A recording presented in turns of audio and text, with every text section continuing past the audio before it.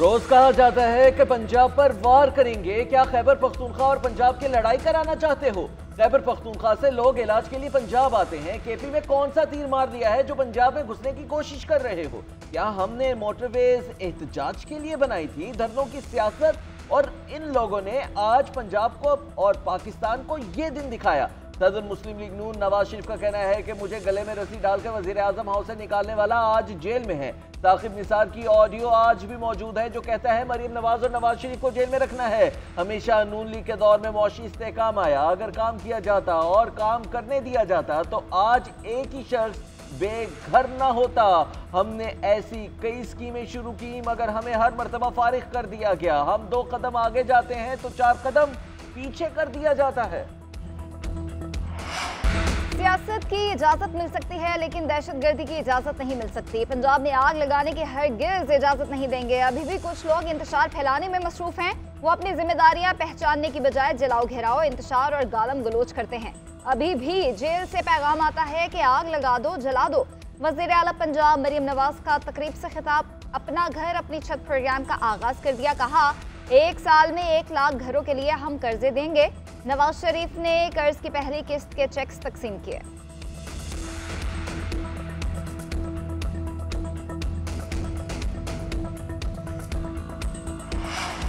KP के काफिले इस्लामाबाद में एहतजाज के लिए आएंगे। 4 अक्टूबर को पुरअमन एहतजाज करेंगे। किसी को नुकसान पहुंचाना हमारा मकसद नहीं।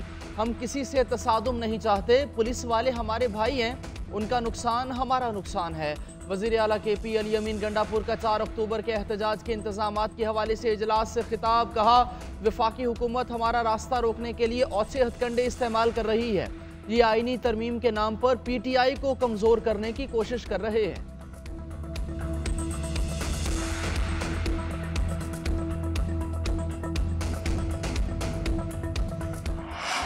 सुप्रीम कोर्ट ऑफ पाकिस्तान में आर्टिकल 63 नजरसानी अपीलों पर समाअत। बैरिस्टर अली जफर का बेंच पर एतराज मुस्तरद। चीफ जस्टिस ने रिमार्क दिए कि आपने कहा फैसला सुना दे तो हमने सुना दिया कि हम सबका मुश्तरका फैसला है कि बेंच पर एतराज को मुस्तरद करते हैं। अली जफर ने कहा कि बेंच तश्कील देने वाले मेंबरान खुद ही एतराज को कैसे मुस्तरद कर सकते हैं। बेंच की तश्कील कानून के मुताबिक नहीं हुई। कानून में 2 जजेस की कमेटी में बैठकर बेंच बनाने की गुंजाइश मौजूद नहीं।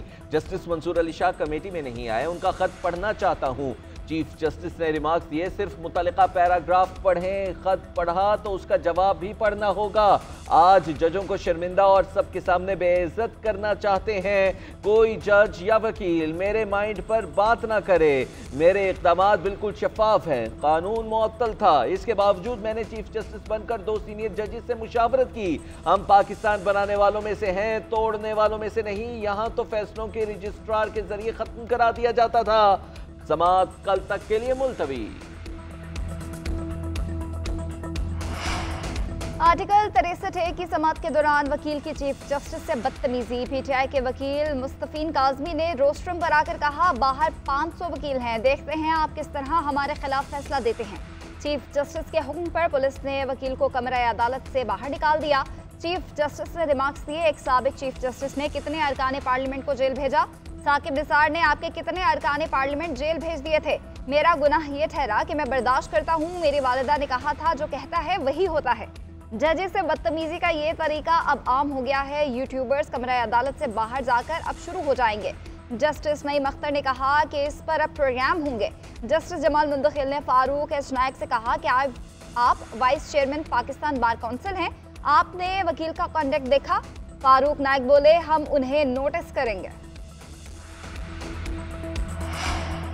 आईनी तरमीम के खिलाफ वकला का सुप्रीम कोर्ट के सामने एहतजाज। चेयरमैन PTI बैरिस्टर गौहर कहते हैं आइन में गैर कानूनी तरामीम की जा रही हैं। जब जब अदलिया को तकसीम करने की कोशिश हुई बाहर से वकला निकले। आज भी हम आइन की सरबलंदी और आज़ाद अदलिया चाहते हैं। सलमान अकरम राजा का कहना था अपील करता हूँ वकला तारीख के अहम मोड़ पर हक और सच का साथ दें। आइन में तरामीम का मकसद काला कानून और कठपुतली अदालत बनाना है। ऐसी तरामीम मंजूर हुई तो मुल्क में आइन रहेगा ना ही कानून होगा। लतीफ़ खोसा ने कहा आइन पर शब खून मारा जा रहा है। पहले भी खून देकर अदलिया को आज़ाद कराया था, अब भी करवाएंगे।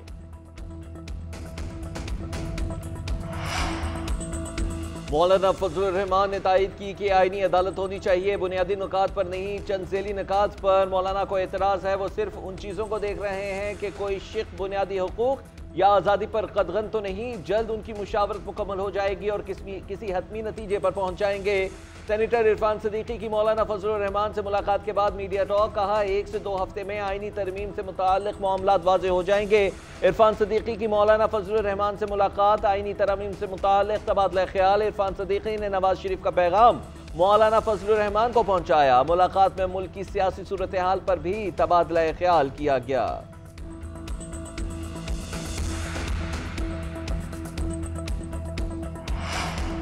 मिसाके जमहूरियत में लिखा गया है कि आईनी अदालतें कैसे बनेंगी। बेनज़ीर भुट्टो की बात बिलावल भुट्टो दोहरा रहे हैं। जजेस कमेटी ने जजेस की भर्ती पेचीदा बना दी है। मिसाके जमहूरियत में जजेस की सिलेक्शन का तरीक़ाकार भी तय है। वज़ीर आला सिंध मुराद अली शाह का तकरीब से खिताब, कहा PTI की हुकूमत ने मईशत से खिलवाड़ किया गया, उनके गलत फैसले ठीक करने में वक्त लगेगा। PTI दौर के बाद उबूरी हुकूमत में मईशत की रफ्तार सुस्त हुई। एक हुकूमत जाती है तो उबूरी हुकूमत से दुनिया बात करना छोड़ देती है। हमारा मुल्क मुआशी मसाइल से निकला नहीं मगर जल्द निकलने जा रहा है।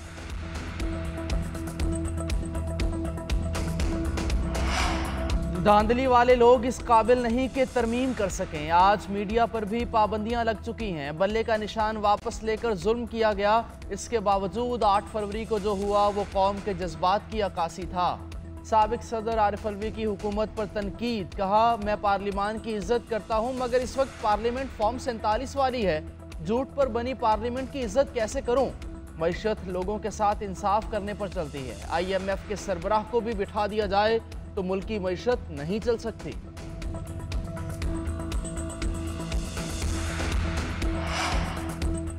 इसराइल की जानिब से ईरान पर खतरनाक हमले का खतरा। अमरीकी अखबार के मुताबिक इसराइल की जानिब से जवाबी हमला मुतवक्के है। ईरान की तेल की तनसीबात और पावर प्लांट को निशाना बनाया जा सकता है। इसराइली वज़ीर आज़म का भी मशरिक़ वुस्ता में बड़े हमले का ऐलान। कहते हैं ईरान ने बहुत बड़ी गलती कर दी, कीमत चुकाना होगी। रात के वक्त सैकड़ों मिसाइल फायर किए जो एयर डिफेंस सिस्टम ने नाकाम बना दिए। ईरान नहीं जानता कि हम अपने दिफा और दुश्मन को जवाब देने के लिए हर हद तक जा सकते हैं। जो भी हम पर हमला आवर होगा हम उस पर हमला करेंगे। इसराइली फौज का कहना है कि ईरान ने मशरिक़ वुस्ता को कशीदगी की तरफ धकेल दिया। इसराइली और अमरीकी दिफाई निज़ाम ने मिसाइलों को शाम और उर्दन की फ़ज़ाई हुदूद में रोका। हमले का जवाब देने के लिए सियासी क़यादत की रहनुमाई में वक्त और जगह का इंतखाब करेंगे।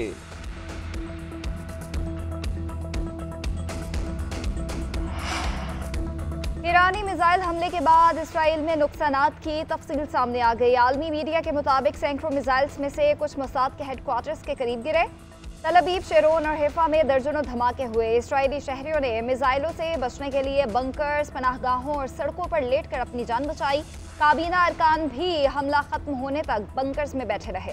तेहरान टाइम्स के मुताबिक इसराइल का न्यूटन एयरबेस तबाह हो गया। वहां खड़े F-35 जंगी तैयारों में से 20 को भारी नुकसान पहुंचा।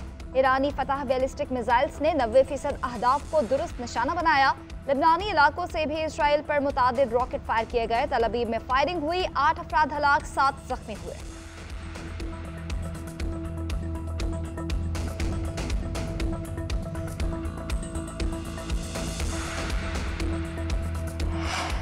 ईरानी सुप्रीम लीडर खामनाई की इसराइल को पहले से खौफनाक हमले की वार्निंग, कहा इसराइल बाज ना आया तो हमलों की दूसरी लहर पहले से खौफनाक होगी।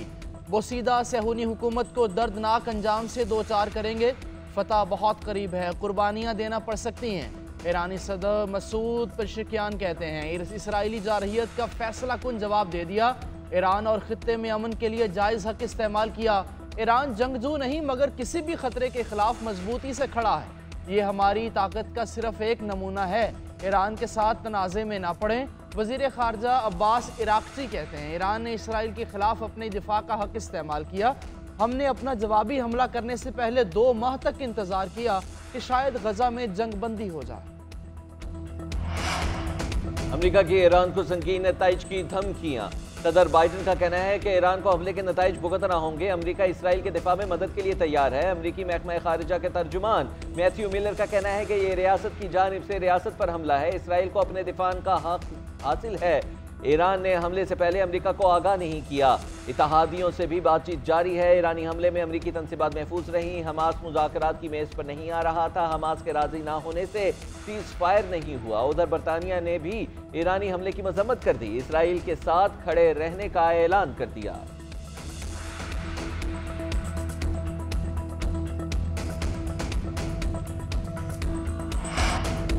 CIA ने तमाम परवाज़ों को ईरानी फ़ज़ाई हुदूद इस्तेमाल करने से रोक दिया। तर्जुमान के मुताबिक ईरान की फ़ज़ाई हुदूद से बाहर फ़्लाइट प्लान असर-ए-नो तरतीब दे रहे हैं।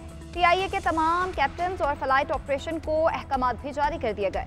सूरत हाल वाज़ेह होने तक ईरानी फ़ज़ाई हुदूद इस्तेमाल नहीं की जाएंगी।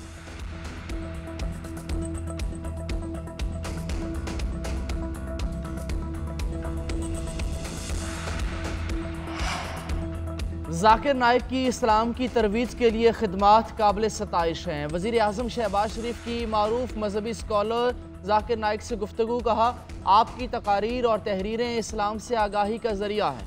उम्मत मुस्लिमा आप पर नाजा है। लेक्चर पर मगज़ और तासीर से भरपूर होते हैं। आप इस्लाम का सही पैगाम लोगों तक पहुँचाकर फ़र्ज़ निभा रहे हैं। डॉक्टर जाकिर नाइक ने मुलाकात में कहा, पाकिस्तान वाहिद मुल्क है जो इस्लाम के नाम पर वजूद में आया। पाकिस्तान के अवाम का इस्लाम के हवाले से जज्बा बहुत गहरा है। डॉक्टर जाकिर नाइक कराची और लाहौर में भी लेक्चर्स देंगे। वज़ीर आज़म का डॉक्टर जाकिर नाइक के लिए नेक ख्वाहिशात का इज़हार। मुल्की मईशत इस्तेहकाम की जानिब गामज़न है। महंगाई मुसलसल कम हो रही है। वज़ीर आज़म का हुक्म है कि हुकूमत सिर्फ पॉलिसी फ्रेमवर्क देगी। बैंकिंग सेक्टर सरमायाकारों को सहूलियात फराहम करेगा। वज़ीर ख़जाना मोहम्मद औरंगज़ेब का इस्लामाबाद में तकरीब से खिताब। कहा, पायदार मआशी इस्तेहकाम के लिए इस्लाहात लाना होंगी।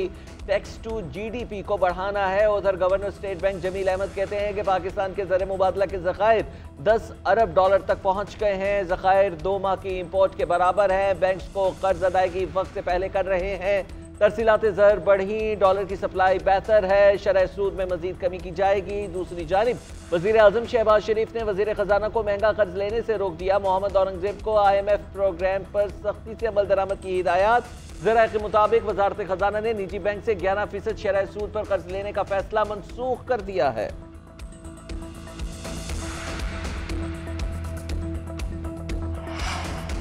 तहरीक इंसाफ का एहतजाज रोकने के लिए गिरफ्तारियां छापे। तहरीक इंसाफ के मुताबिक रहनुमा गिरफ्तार, बेशतर को रिहा कर दिया गया। फैसलाबाद, मियांवाली, बहावलपुर और दीगर शहरों में दफ़ा 144 नाफिज। मुख्तलिफ शहरों में कंटेनर्स खड़े कर दिए गए। मियांवाली में मोबाइल फ़ोन और इंटरनेट सर्विस मुअत्तल। जिला इंतजामिया की सिफारिश पर रेंजर्स तैनात। शेख वकास अकरम का कहना है, पंजाब की बेशतर मोटरवेज बंद हैं। फैसलाबाद मुकम्मल तौर पर सील है। सदूर और जनरल सेक्रेटरीज को उठाकर नामालूम मुकाम पर मुंतकिल कर दिया गया है। चेयरमैन सुन्नी तहत काउंसिल साहबजादा हामिद रजा के साथ हसन रजा को भी उठा लिया गया। मलिक अहमद और बैरिस्टर उमैर नियाजी गिरफ्तारी के बाद रिहा। हमाद अजहर मंजरियाम पर आ गए। फैसलाबाद में रैली में शिरकत की। सियासी अदम इस्तेहकाम PTI के मैंडेट को तस्लीम ना करने का नतीजा है। पाकिस्तान में सियासत की कुंजी आज भी बानी PTI के हाथ में है। साबिक वज़ीर आला पंजाब परवेज़ इलाही कहते हैं, मैं और मेरे अहल खाना बानी के साथ खड़े हैं। जितने भी झूठे मुकदमे करा लें, जुल्म के बादल छटने वाले हैं। अदलिया पर पूरा यकीन है, जल्द बानी PTI अवाम के दरमियान होंगे। बानी की दुश्मनी में सेहत कार्ड ख़त्म कर दिया गया। मरीज मौत के मुंह में जा रहे हैं। पंजाब के किसानों का कोई वाली वारिस नहीं रहा। एक शख्स को रिलीफ देने के लिए फैक्ट्रियां खोल दी गईं। सादिक और अमीन का सर्टिफिकेट दिया गया। बानी PTI ने एक जलसे में खातून जज को धमकी दी। उस वक्त अदालतें क्यों खामोश थीं?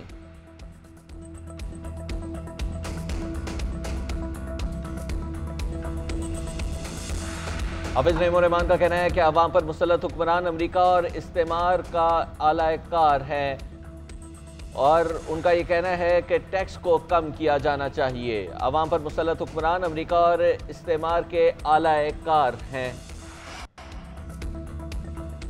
तोशाखाना 2 केस में बानी PTI और बुशरा बीबी पर फर्द जुर्म आयद ना हो सकी। समाअत 5 अक्टूबर तक मुलतवी। वकील सफाई ने मौक़िफ़ इख्तियार किया कि मुल्ज़िमान की जानिब से वकील की तकर्री नहीं हो सकी। मंगल तक वक्त दिया जाएगा ताकि अच्छे वकील का तकर्रुर कर सके। प्रोसिक्यूशन का एतराज़ मौक़िफ़ इख्तियार किया कि वकील मुकर्रर करने के लिए इतनी लंबी तारीख ना दी जाए। अदालत ने समाअत हफ्ते के दिन तक मुलतवी कर दी।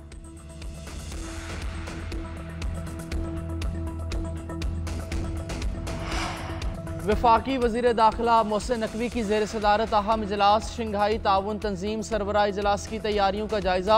फुल प्रूफ सिक्योरिटी यकीनी बनाने के लिए लाहे अमल की मंजूरी। मोहसिन नकवी ने कहा कि रवां माह SCO इजलास का पाकिस्तान में इनाकाद अहमियत का हामिल है। सबको बाहमी ताउन से इस अहम सरबराही कॉन्फ्रेंस के पुरअमन और कामयाब इनाकाद को यकीनी बनाना है।